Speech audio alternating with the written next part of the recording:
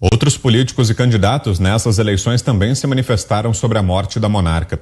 Entre os candidatos da esquerda, Gabriel Colombo, que disputa o governo de São Paulo, comemorou a morte da rainha.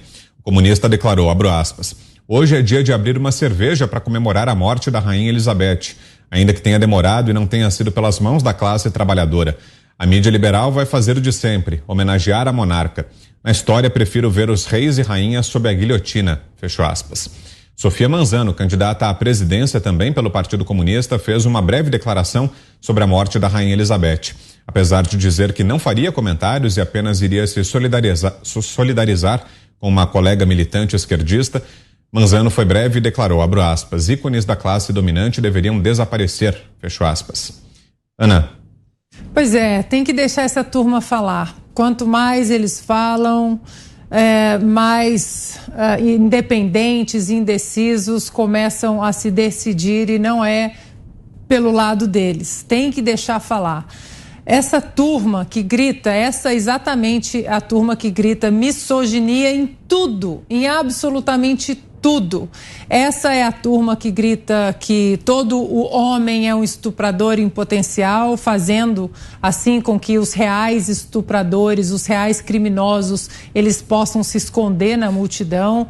Essa é a turma que enaltece apenas as mulheres do lado deles, porque Margaret Thatcher, por exemplo, a primeira ministra britânica, jamais exaltariam uma mulher naquele posto, uma mulher tão poderosa como ela foi, ou a própria rainha Elizabeth. Então tem mais é que deixar falar. Quanto mais eles falam, mais o povo entende e escolhe o seu lado. Diga, Zé. A rainha Elizabeth, ela foi um símbolo mundial, né? Um símbolo de entendimento. As pessoas falam assim da rainha Elizabeth como se ela não tivesse poderes, mas tinha. O rei, agora, Charles, ele tem poderes, inclusive, de dissolver o parlamento inglês, para se ter uma ideia, né? E ela optou pela paz, pelo entendimento, e isso acaba, de alguma maneira, ultrapassando as fronteiras do Reino Unido, né? E é por isso que ela é uma figura muito importante. E também o próprio conceito que ela tem ali de conservadorismo, de valorizar a família. E isso é muito importante. Eu pude ver, durante a campanha aqui, daquele plebiscito sobre sistema e forma de governo, de que a monarquia não é algo esquisito de compêndios, de livros de história, não. Muitos países desenvolvidos aí, olha, é o Reino Unido, né? Vários países que usam a monarquia constitucional e que traduz muito bem ali a diferença de que é chefe de governo e chefe de Estado. Isso aí, politicamente. Agora, vamos olhar o lado humano. É desumano quem comemora a morte de alguém. É desumano quem desdenha de alguém que morre, né? Nós todos somos do gênero humano. Nós não podemos cair nessa armadilha. Quem faz isso, faz mostrando o que há de pior do lado humano. Esses são os piores. E os dominantes morram, e quem vai colocar no lugar? Os dominantes do Partido Comunista? É assim? Quer dizer, montaram um Xi Jinping em cada país, em cada região? Os dominantes seriam o Partido Comunista, que geralmente é dominado por alguém. O Partido Comunista não existe um domínio, nem democracia, nem dentro do partido, para se ter uma ideia. Então, isso é o lado mal do ser humano. E vou te dizer, eu tenho razões para dizer que o Homo sapiens é mesmo muito mal. Ele tem ali umas linhas muito esquisitas e que a gente tem que lutar no dia a dia para evitar e não deixar que isso seja prevalente. Diga, Mota. O candidato desconhecido ganhou seus 15 minutos de fama repetindo a única ideia tati-bitati da ideologia marxista, luta de classes, tudo é luta de classes. É lógico, o objetivo do revolucionário marxista é tirar a classe dominante para que ele, o revolucionário, ocupe o lugar dominante. Todo revolucionário comunista se acha o próximo Lenin, o próximo Stalin. O marxismo é uma incubadora de tiranos assassinos. Eu acredito que esse candidato estava sendo sincero. Aconteceu algo parecido comigo uns 2 anos atrás. Uma famosa jornalista de um famoso jornal, ao se referir à família imperial brasileira, disse que eles deveriam ter o mesmo destino que a família imperial russa teve na Revolução Comunista Soviética. O czar Nicolas II, sua esposa Alexandra e seus 5 filhos, Olga, Tatiana, Maria, Anastácia e Alexei, foram levados para um porão e fuzilados.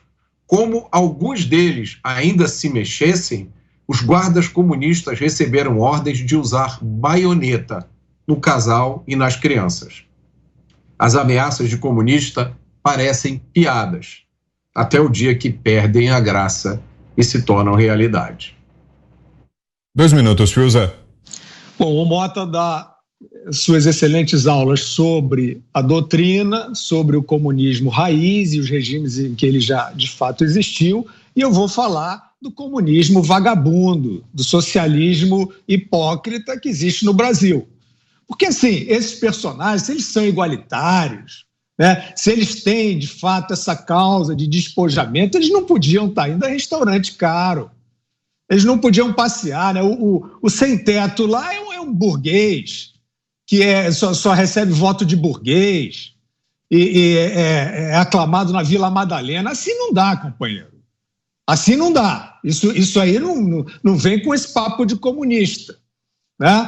Vai para a Coreia do Norte, pô. Vai para a China, né? Vai para um lugar onde ninguém vai te deixar dizer o que não é para dizer, ou que você vai perder a sua cabeça se você contrariar o tirano. Aqui é moleza. Agora, eu pergunto, e aí, Armínio? Armínio Fraga, né? E aí, Armínio? Olha o bonde que você está pegando. Olha o trem fantasma que você está pegando. Ah, não, mas não é esse partido. Mas é o que eu estou falando, é uma esquerda festiva. É essa conversinha fiada de dizer que somos mais sensíveis e mais conscientes. Porcaria nenhuma, né? Sem doutrina nenhuma. E hoje todos pendurados, né? Nós estamos vendo, eu estou falando muito do Armínio, primeiro que eu sou fã dele. O Armínio é um gênio, né? O Armínio salvou o Brasil em 1999. Então é uma pena. Mas quando eu falo das elites que se desmancharam na minha frente, eu estou falando dessas pessoas, ele tem que falar. Porque, assim, tem os outros banqueiros de chinfrim, né? Esse aí que banca pesquisa que o Lula é o preferido para combater a corrupção. Isso aí eu não vou nem me dirigir, né? Não vou nem dizer também os nomes que toda hora eu digo aqui, mas isso aí é banqueirinho de 5ª categoria, querendo dar banho de loja em ladrão. Mas o Armínio Fraga não, né? É representante de gente que tem muito conhecimento, que sabe muito bem o que é democracia, que sabe muito bem como as instituições devem funcionar, e jogaram tudo para o alto.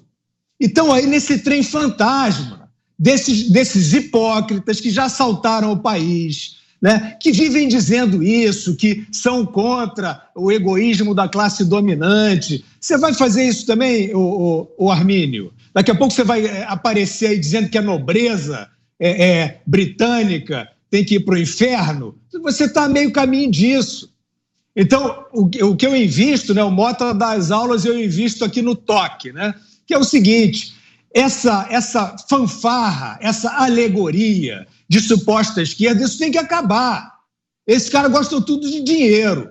O Lula, a principal causa do Lula, por exemplo, e o Freixo e seus candidatos, é viver no meio de burguês, com muito conforto, badalando, né, pelos jet sets, não é isso? E esse é o seu projeto. Esse é o seu projeto e, evidentemente, que a gente sabe, a gente já entendeu que isso dá muito errado para quem ainda pensa, para quem ainda quer uma democracia por aqui.